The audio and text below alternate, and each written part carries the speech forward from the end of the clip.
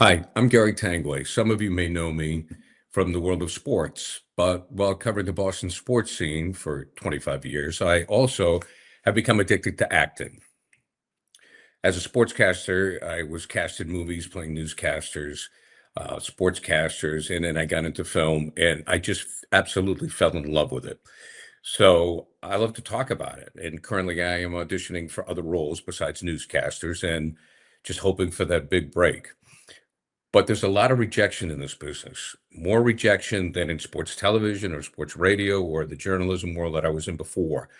So why do we keep on doing it? Why am I addicted to acting? Is there some deep psychological need? I didn't get enough love as a child, which I don't believe. I had a wonderful childhood. We always hear these stories about actors having awful childhoods, and I don't know. For me, it was great. I certainly love being in front of the camera. I'm comfortable being in front of the camera. But I don't think it's because I was neglected. So why am I addicted to it? Why do I go through audition after audition after audition and get rejected and keep going back?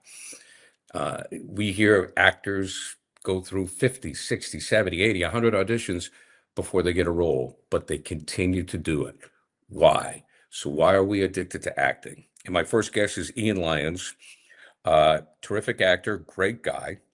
He's the narrator in Widow's Bay. He's in Super Troopers 3, The Imposters, and Shattered Ice, just to name a few. You can check him out on my IMDb if you want to check out all his credits. So I began my conversation with Ian with the question, why are you addicted to acting?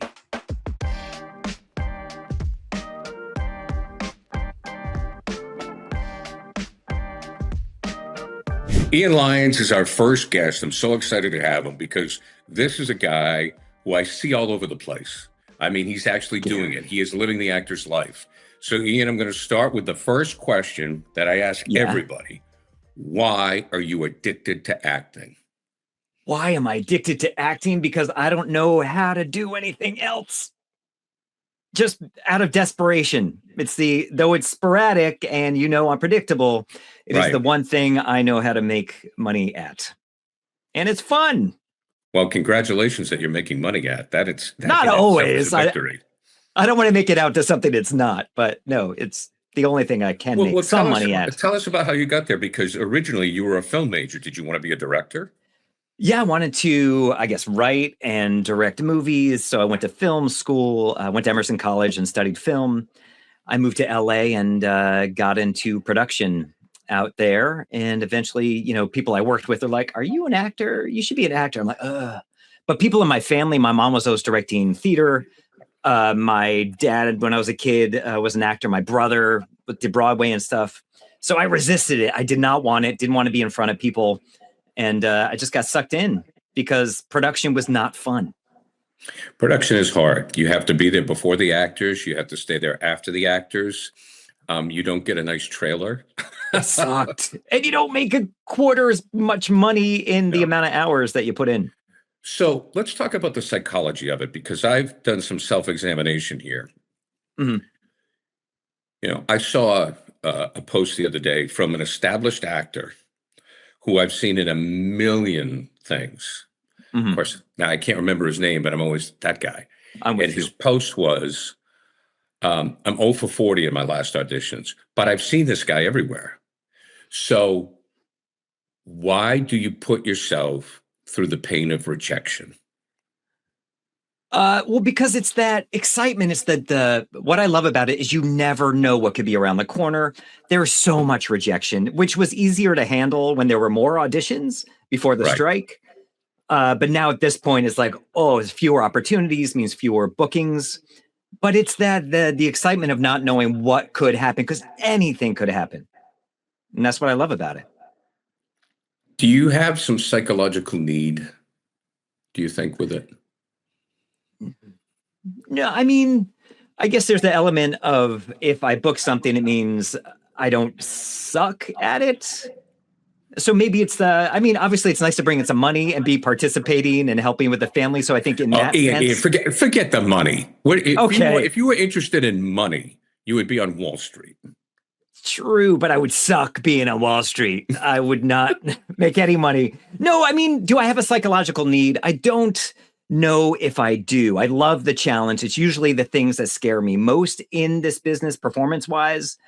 where I'm like, oh my God, I hope I get sick. I hope I get hit by a car before I do this thing. Those are the things I'm like, oh my God, I did it. So I guess maybe I'm chasing that high again to be afraid of that thing and then succeed at doing it. So that is so satisfying. So you're maybe that is the addiction. an adrenaline junkie? I wouldn't say that. I like to play it safe, but it's those things that pull me out of my comfort zone where it makes me learn something about myself. So every step of the way, I'm like, oh, okay. See, what I'm trying to figure out is people who act, I've heard, I think was it Sir Laurence Olivier who said, look at me, look at me, look at me, right? Just look at me. That's why you do it. I had an acting coach say, look at me, look at me, look at me. Well, I did television sports for 25 years. Wow. I've had people look at me a lot. I mean, I had a great run with the Celtics and then the Patriots, and it was great. Mm-hmm. So why there's something about the psychology of it for me. There's something about, like, we all love to audition. Because you get a chance to act, right? True. I love self-taping for that rejection regard. sucks. Oh, self-tape's yes. great. Oh my God. I love it. But there's something about getting a scene, getting the lines down and making it your own that I get a satisfaction from that I never got from being in front of the camera before. I wonder if that's because you get to be more creative, because I feel like certainly in that line of work, doing sports and reporting on that, you're going by facts and not necessarily, it's not necessarily a creative process. Is that right? Was it creative? I would say that's true. I would say creatively limiting. Yeah. Limiting. Yeah, it's limiting. You're right. Where, sure, you can't go report on a Celtics game and play a homicidal maniac. No, that would be interesting, though. That would make me more interested in sports. If you did that, could you do that? Well, I'll tell you, I had this discussion with one of my bosses with the way Instagram was going and social media and the way we consume sports at all. And I said, you're really going to have to change the game. You got to find different ways to capture the sports fan's eye. And with my son, who's a sports fan, it's completely changed. It's almost like a combination of pop culture and sports where they have, he has his favorite, music mixed with the sports, and it's all changed where the facts don't do it anymore. You have to make it entertaining. We noticed that in our news as well. Well, for that horse left the barn. I mean, people watch what they want to hear. Yes, exactly. Terrifying. Sure. So tell us about how you started acting, and because you said you were in production, what happened? Did a director come and say, hey, can you just stand over here and say a line because I'm in a jam? I guess I would go to a specific thing. Is I was working on the show Sabrina the Teenage Witch, and basically my job was to print out the scripts for the actors and the producers, and I would get out my Thomas guide in Los Angeles and drive from the Paramount lot and deliver these scripts all over Los Angeles. And at one point, because I was working directly with the writers, one of the writers, or was it one of the writer's assistants, is like, oh my God, you'd be great for this role. It's just a small waiter role, and you should read for it. I'm like, and they're like, do you want to? I'm like, sure. And so they got me this audition. I did have an agent getting some commercial auditions in LA just because I was in LA. I'm like, why not? And then I booked this little role directed by Leonard Nimoy's son, Adam Nimoy. Okay. Did you get to meet Dad Spock? No, I didn't. My wife did, because they worked in a theater he always came to. But yeah, that was cool though. But I was nervous. Do you think that because of the way you fell into it, you're a little more relaxed with it, as opposed to somebody like myself who has always wanted to be in front of the camera? I don't know, because I'm not one of those people that is like, look at me, look at me. I don't enjoy doing stage. I don't like the attention part of it. So I wouldn't say I'm necessarily relaxed, and it certainly depends on the role. If I have something a little more to chew on, I enjoy it more. But I think maybe I don't care as much as maybe someone that has. I think that's true, and it helps you. It helps you. Maybe. Oh no, there's no maybe about it, Ian. If you're relaxed and you go in, and there's no question it helps you. But there's certainly some role. Oh, I'm not. I can't. Are you saying like get on set and you're relaxed and like? Oh no, whatever. I mean in the audition process. I hate on like I would say self-taping, love it. That's the creative. I get to use my sort of filmmaker, director Right, aspects. That I right. love. In-person auditions, I can't say I love because there's the logistics. I don't know, you have the waiting room. Is that going to throw me off my game? You're talking to people and then getting in there. I don't know exactly if I'll be able to deliver. So I don't like in-person auditions. So I can't say I'm like able to just throw that away and not get nervous because I feel for myself, I'm unpredictable that way. I don't know if I'm going to be nervous or the way I don't. I had like you said, you worked on the James L. Brooks movie. That was my last in-person audition was with James L. Brooks in the room and Right. Angela, and that was not comfortable. I wasn't used to having the camera that far away. Almost felt like I was on a stage, like James L. Brooks and like 6 casting people were like across the room producers, Oh and then yeah. Angela was like 20 feet away, and I'm used to having a camera 2 feet in front of my face. It was uncomfortable. So I don't think I did very well there. So I can't say I'm like, ooh, whatever, auditioning. It depends on the role. I remember that process because I went through it twice. I bet you did. And And congrats, though. oh, That's thank huge. you. You got that.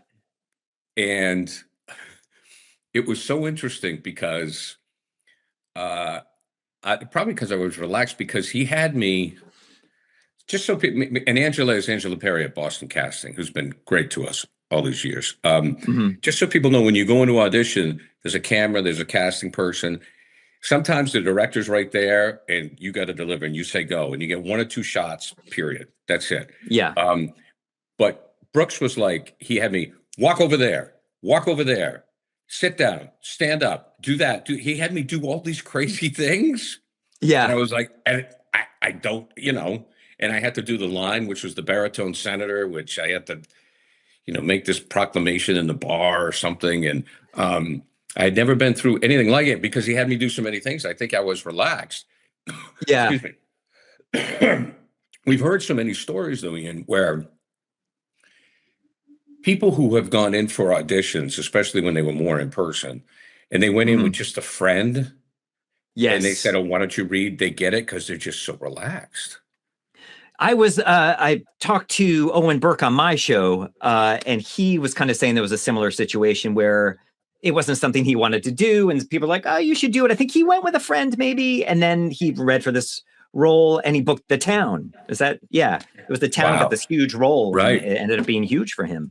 Um, yeah, I mean, I guess some people other people I've spoken to have said they went into this audition with the friend, and someone's like, "Oh, actually, you would be better for this role," and they read, and then they book it. These things happen. I can't say that's ever happened to me. And with the James L. Brooks one, I didn't understand what they wanted from this character. I didn't have I hadn't read the script, so I didn't know exactly what was happening in the Right. scene, what I was talking about. So I was kind of going in blind. That makes me uncomfortable. If I can get in, believe the scene, know what I'm talking about, it's much easier for me. Can you let go of an audition when you're done? Now I can. Yes. It used to be really hard when they were fewer and far between. And at this moment, there are certainly fewer. Right. But yes, I think it's important to have a life outside of acting and know what's truly important. And you just got to let it go because it's so out of your hands. There's so many factors that come into play that it's not necessarily about your acting. See, so one of the things with the self tape is it's great to do because you can send in the best take. Mhm. Sometimes you can overthink it, Sure. and Yes. I still have the bad habit of a day or two go back and watching it, and Oh, really? I'm After trying to you've get over submitted it. it. Oh, and then you're like, oh man, I shouldn't have done that. I read that line wrong. Well, Ian, it's interesting. It works both ways. Sometimes I go, man, that was great, and then Why haven't I heard anything? why are they those idiots? I was awesome. Or sometimes I go, oh yeah, that's brutal. So I know what you're saying. You should delete it. Oh, yeah, I have a folder just in case I book the thing, which is, so rare. Right. I have a folder where I drop all the auditions I've done. So if by chance I book it, I'll be like, oh, this is what I did. Because you don't, Right. yeah, because you might Right. forget otherwise. Uh, yeah, but I normally wouldn't go back and just watch them. Though the few times I have, I'm like, oh, shoot, I so misunderstood what I was saying in that part. And that line reading is way off. So do you have a great experience as an audition and a terrible. I have a terrible one that I remember, which was with Angela, which is a funny story. I'll tell you in a minute. I want to Here's the hear good, the yours bad. first. Can I hear yours first? Or it's Yeah, your sure. show. This is exactly. Okay. There was the people remember the television show Smilf, Yes. which was filmed in Boston. Showtime show, right? Right, Showtime show. So I was supposed to read as a father who had two lines watching a Red Sox game, right? Okay. So now, for people who have been through the audition process, they know this, but if not, when you have the two lines, you're the equivalent of a lamp. You're basically a prop. You're there to Yes. just say the line, like, don't emote. It's harder than anything to do, It's though. the hardest thing to do. It is. It is. It's the hardest thing to do. So I went in, and the description was gray-haired, and I don't have gray hair, which is crazy. People think it's natural. I don't know. It's freaky. At this age, I should have it. But you got good hair. No fear. yeah, it's a gene. My dad. It's a long story. That's for another podcast. Okay. So the guy next to me, like, it fit the description perfectly. Like, I mean, like, Yeah. I'm casting him. Short, Oh, he did. gray Okay. hair, a certain type of look, and I'm thinking, We all cast ourselves out of it, and that's what you were doing. You're like, I'm not right. well, for okay, this. hold on to that thought. Okay. Thought. So, and I was just like, I was kind of bored, and I was like, fuck, two lines. This guy's gonna get it. He looks the part. So I said, you know what? Because I said, I'm gonna go in and I'm gonna ad lib. Oh, That okay. was a mistake. Oh, was it? Oh no. Totally. Well, they How had some so? lines in there. Did you ever read for Smilf? I must have. You must. I must have. So there was a couple of spots in there where they say you can add something, and I must have been feeling cocky or something, and I tried to be funny. Bad move. And I just went and I did this, blah, blah, blah. And then Angela, again, who I think the world of, but for people that know, Angela is a very outgoing, very Boisterous. Yes. Yeah. And she basically was like, Gary, what the fuck are you doing? We've all heard that from her. We were like, thanks, Angela. What? And the guy in front of me had already been sent a call back. And I just did it. She goes, just read the lines. And I just went and I left. I go, I kind of laughed in the car. I let it go. I said, I didn't think I was going to get it. I took a chance. So Yeah. that was my. Because you want to put a stamp, a signature on it, stand out a little. We'll talk about bit. that. I mean, let's talk about that. But it's a fine line. Sure. Yeah, I think sometimes maybe I play it too safe. I think as a real person, I have a lot of energy. I'm goofy. And I often play these characters that are very like doctory and contained. Right. And for me, I find that lawyer, I find it that challenging because I'm containing me and I've got a lot of energy. So sometimes those can be trickier. But back to your question about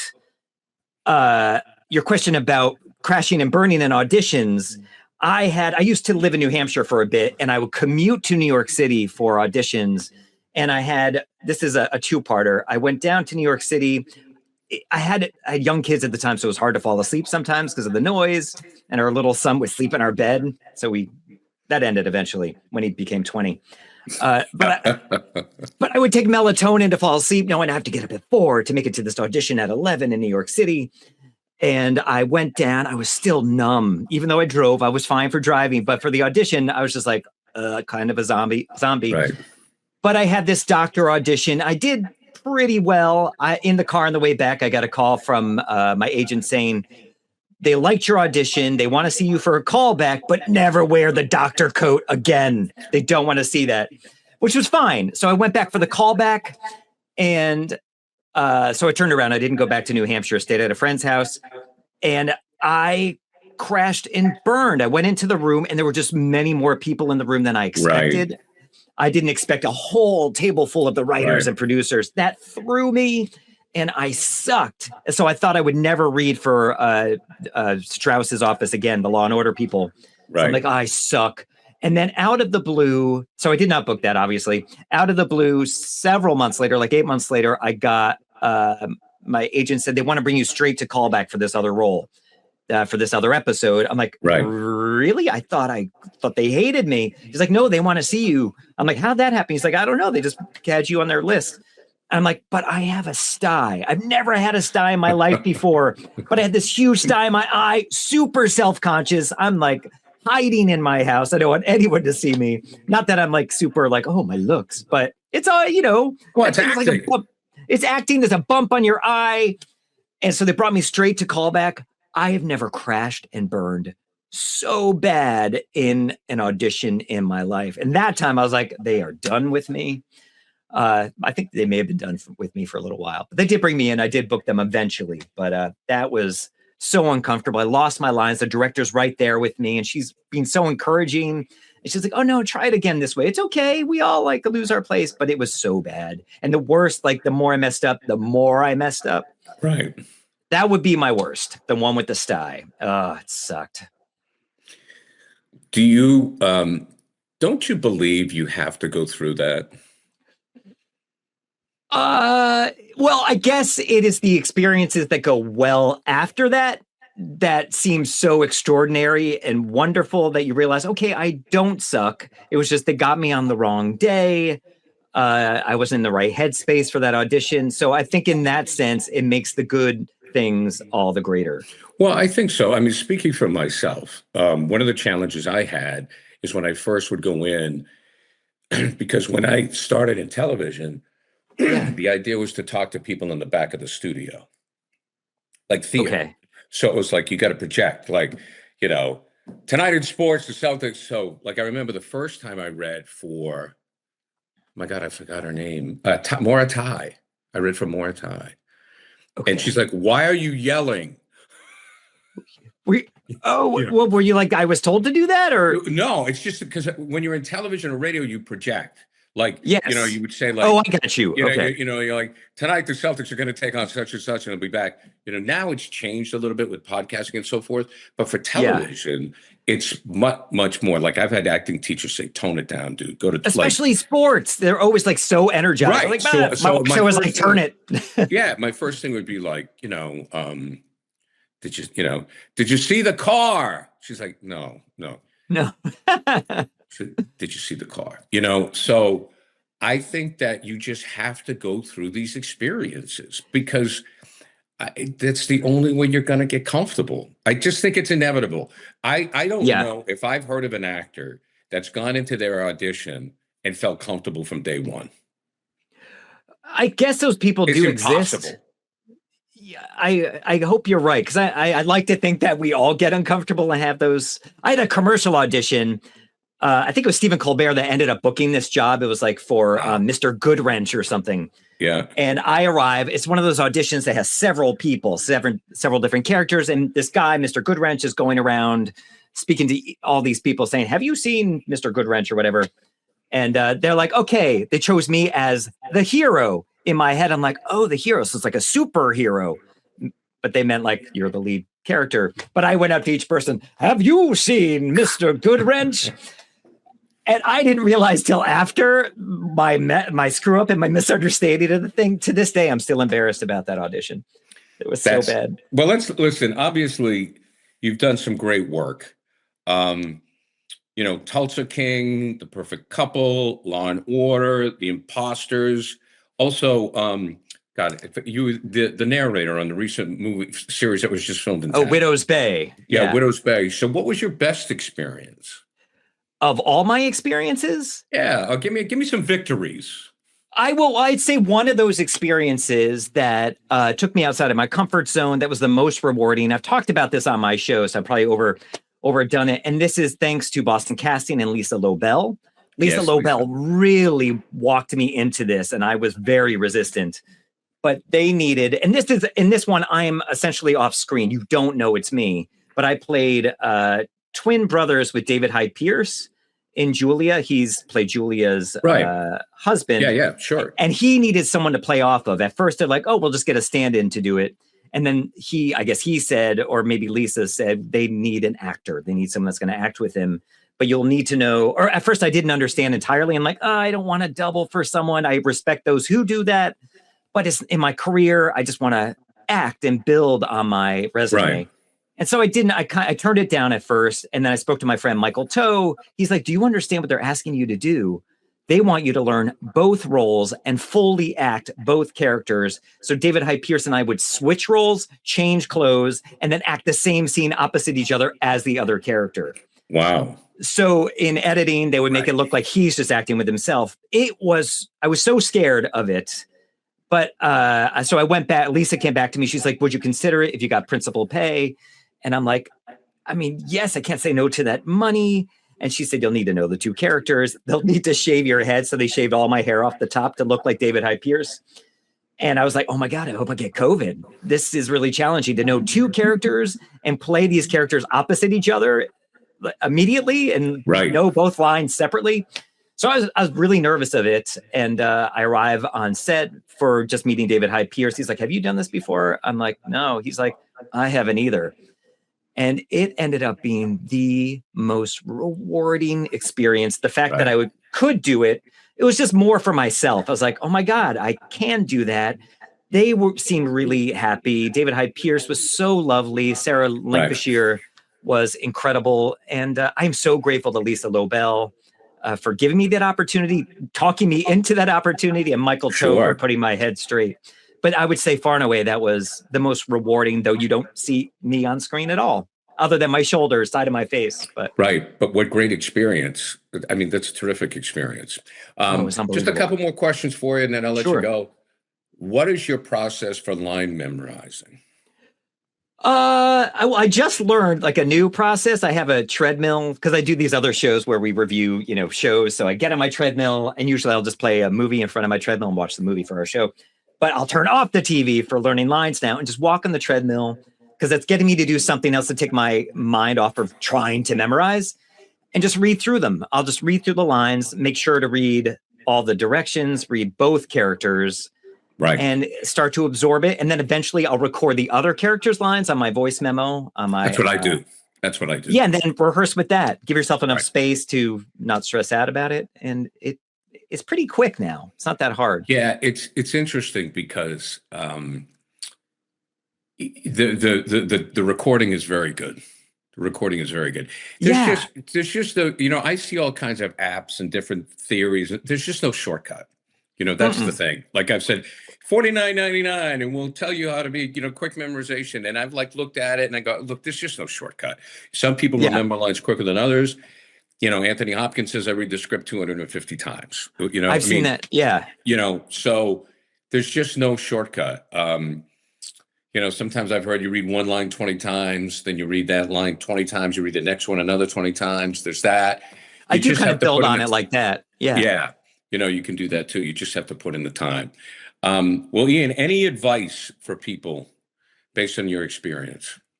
I would say if you love it, don't give up. Don't, obviously dream, do your best to succeed, be good to yourself, be good to everyone around you. It's everyone be in it for the right reasons. Be in it. Oh God, this is like a lot of different advice, but be in it for the art of it. If you're lucky to make some money at it, then great. But just be a team player and don't go crazy over it. It's not worth it. You're not going to worry about not getting that role in Law and Order on your deathbed. So think about what's truly important. It's your family, your friends, your life, and yeah. That's the best part, is to always have something outside of it. Definitely. That because you can drive yourself crazy if the wheels can start turning, if you know what I mean. For sure. And if you get too dependent on it for the money, then that is not going to help. Well, that makes you tense. Yeah, I understand. Absolutely. All right, Ian, tell us about your podcast. Where can we see it? Well, I got a couple. I have one called No Small Roles, which is the actor one where I just do mine go on a little bit longer, maybe too long. And that is on YouTube under the Flickaholics channel. And under our channel, I also do the Ejectables, which is we talk about movies every week. And another one is Jump Scare Rewind, which is a horror movie podcast because I love horror movies. I just like to talk about movies. That is my first love after my family is movies. Ian, it's great to talk to you. Thanks for being our first guest on Addicted to Acting. Thank you. I appreciate it. And maybe I'll see you in an audition room sometime soon. I hope so, or in a Zoom audition. Or on a set. On a set, better. On a set. Thank you so much for inviting me. This is really fun. Good to meet you. I'd like to thank Ian for coming on. I really appreciate you folks checking out our show. And until next time, I'm Gary Tanguay for Addicted to Acting.